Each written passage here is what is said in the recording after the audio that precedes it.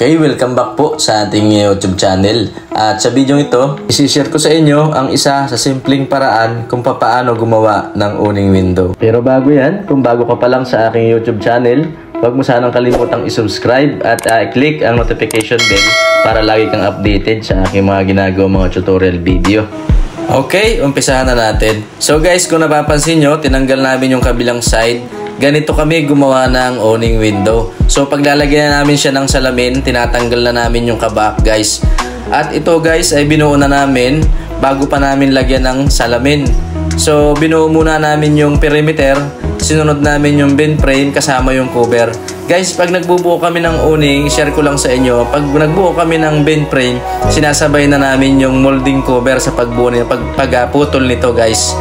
Tapos para wala siyang awang. Tapos pagka lalagyan natin salamin, tatanggalin lang natin yung rivet dito guys. So tingnan nyo, yung mga kantuhan niya, wala siya halos angat. Hindi kagaya nung huli yung cover niya, molding cover. Kailangan nyo pang lagyan ng silicone yung molding cover kasi kitang-kita yung kanyang awang. So guys, tatanggalin nyo lang to, lalagyan nyo na ng salamin. So ganun lang siya kasimple.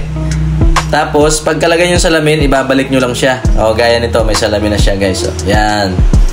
So, tinanggal lang namin yung kabilang side, yung may part ng may handle na yun. Tapos, nilagyan namin salamin. So, ngayon, re-rebit nyo lang ulit. So, guys, nga pala, pag mabuo kayo ng owning, bubuo muna kayo ng perimeter frame.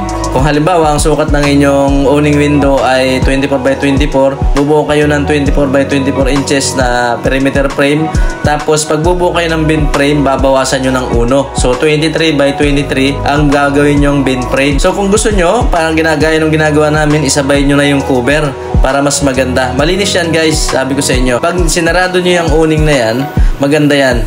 Kasi wala siyang awang dun sa may labas. Hindi nyo na, kahit hindi na kayo magsilan doon, wala kayong makikita halos na awang doon. Kasi pag putol nyo ng bend frame, sabay na yung molding cover. Kaya meron niyang tape dahil para hindi gumalaw yung molding cover pag magpuputol tayo ng bend frame. Kasi sinasabay natin yun. So may natutunan, yun lang ang aking na-share sa inyo sa video ito at sana'y nakatulong. So wag nyo sanang kalimutan na i-subscribe yung ating YouTube channel guys. Maraming salamat. Ito na yung ating owning window na ating ginawa at isinare ko sa inyo ngayong araw. So maraming salamat. God bless. Merry Christmas and Happy New Year sa inyo pong lahat.